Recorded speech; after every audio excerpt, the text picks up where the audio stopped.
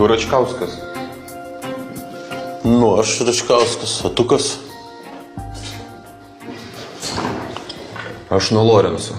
Tu jam skolingas 80 gabalų, bet bandai strelkės kažkokiam durniui pervest. Mums tokios korkės nelenda, todėl davai varyk babkės, grinais norėčiau.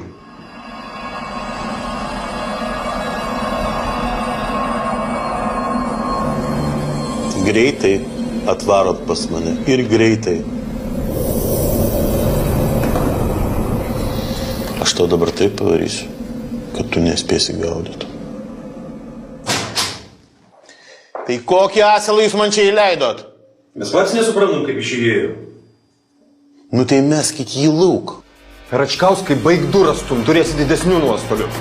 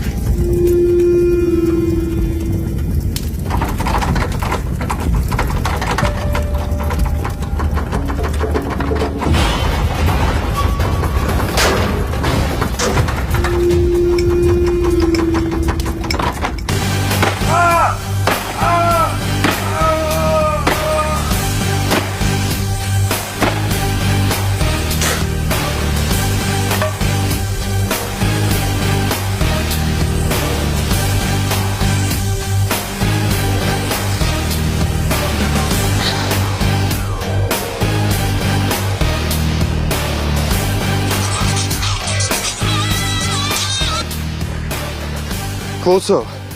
Kuperi, blin. Čia tas dalykas, širdelė, tavo darbas. Ei, klausyk, davai apie tai nebazarinam telefoną. Klausyk, tu asilas štundrė, mums reikia susitikti. Taigi aš sakiau paskambinsiu, aš dirbu, supranti? Ką tu dirbi, matrica tu v žopė?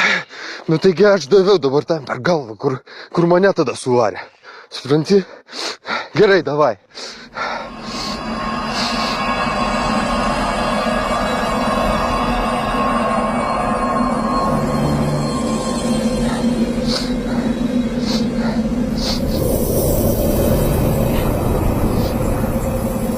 Ponas Račkauskai? Aha, taip. Atsiprašau už sutrukdymą, aišku. Ai, kas skambina? Kuperis. Taip, norėjau paklausti, gal dar kartą galėtume susitikti? Aha. Ai, bet kada? Okei, gerai būsiu.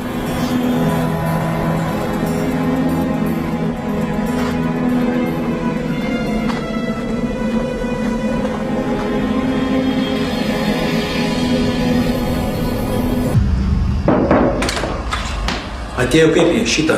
Kuperis. Leisti?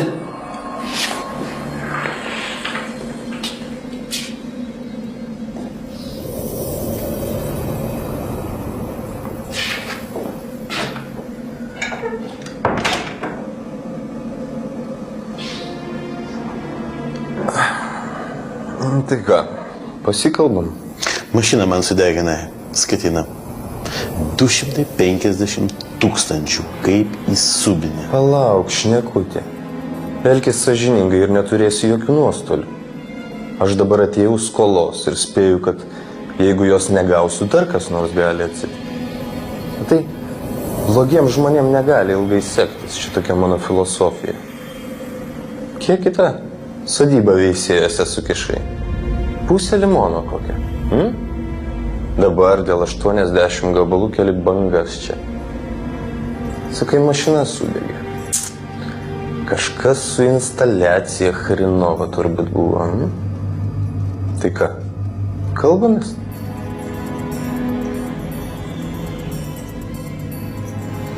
Sakau, gal sekretorė turi, kavos padarytų, užkast ką nors.